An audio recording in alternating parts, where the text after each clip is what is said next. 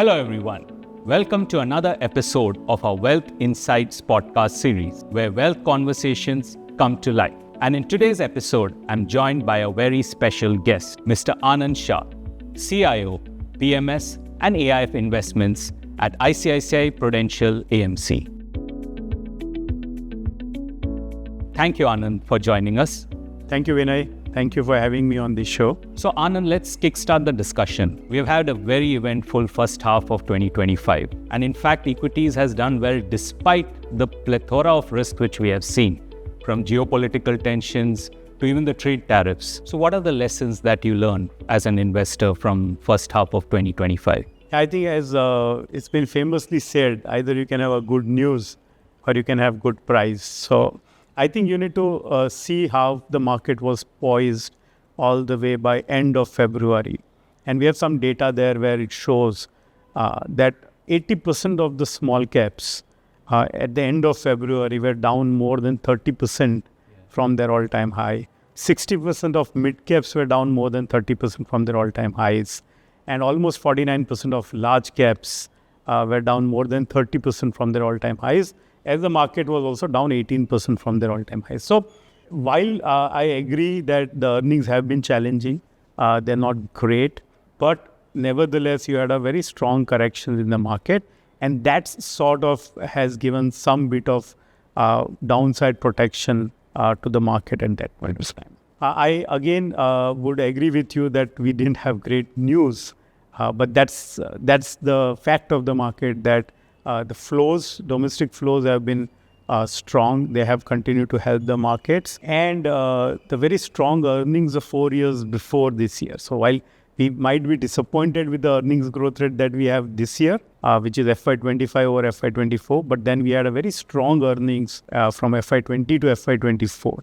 So on that back of a very strong earnings growth rate, to have a 10% earnings growth rate was also very good number. So I'll come to earnings and macro a little later, but now we are in July. So how do you see the second half of 2025 moving from here? Now we have great prices also, right? Sure. With great news also coming in.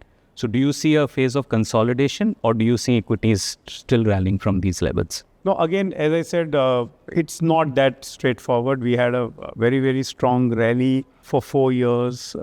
There has been a decent price discovery.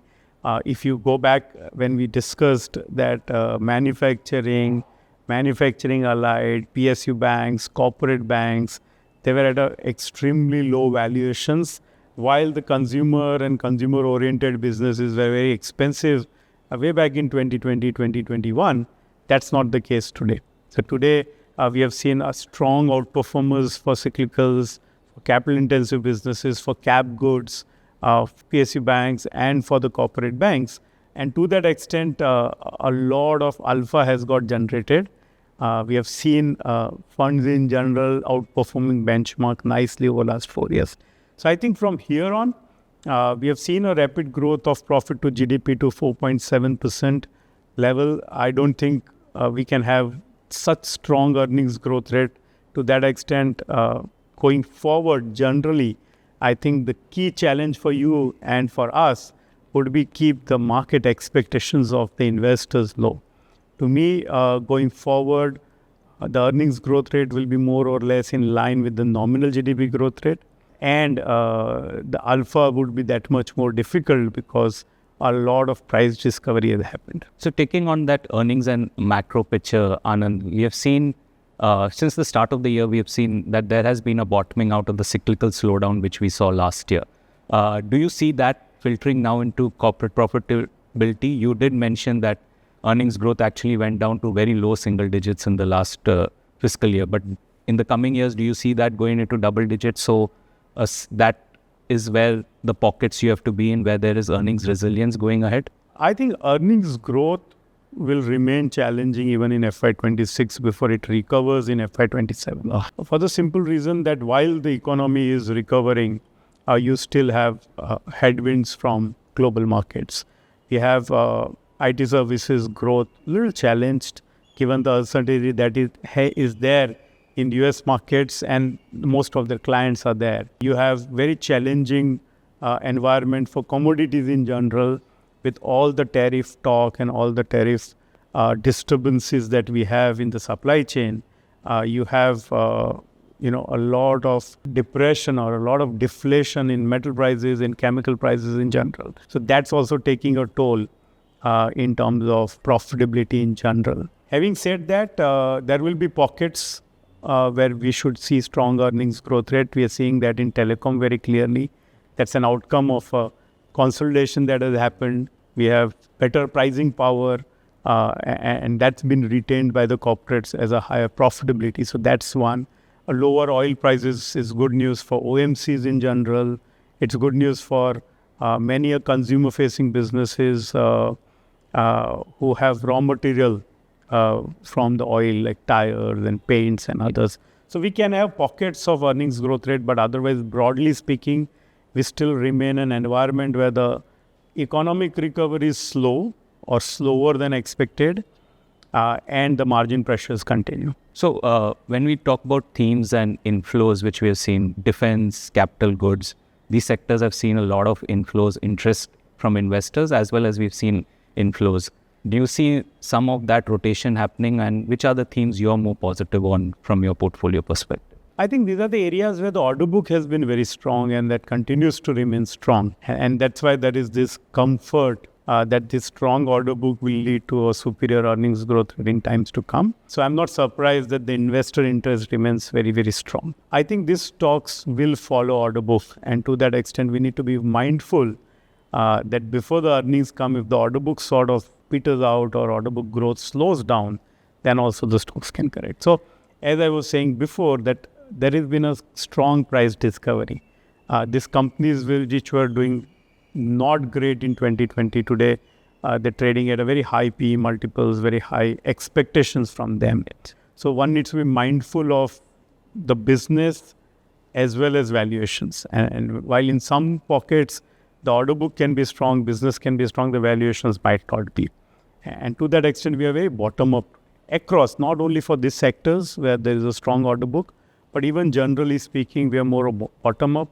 We are looking at pockets, as I was saying, telecom and others, where the earnings growth rate can be superior, or pockets or the individual companies which are gaining market share. So one of the areas that we are looking at is organized retailing. So while the consumption overall is not growing great, it's been a low single digit to mid single digit growth rate. But within the consumption basket, what is growing rapidly is the organized retailing. As the way we shop is changing. Within the consumption, the other area which is growing rapidly is services. So as the per capita income grows, you have the services part of your consumption increasing faster than the product. So you can see financial services, be it wealth management, asset management, life insurance. People are spending more there. You can see in healthcare, you can see it in travel, the airlines, transportation. These are the businesses, again, which calls out as a whole as a consumer services business. That's also something we remain positive on. So Anand, in your mildly bullish equity view, what are your top 2-3 risks? I think in the very near term, obviously tariffs and other things are that creates volatility, but otherwise India stands rock solid in terms of macro stability and the domestic demand growth. Yeah. So that's not as much of an issue, but yeah, it's an irritant for the market today. In the medium term, I think we still remain dependent for our energy imports, and to that extent, having a low oil prices, low coal prices remains important. But otherwise, every time the oil price goes up, you have some setback as far as the Indian economy is concerned. And in the long run, I think, as we say, demographics is a big advantage for India.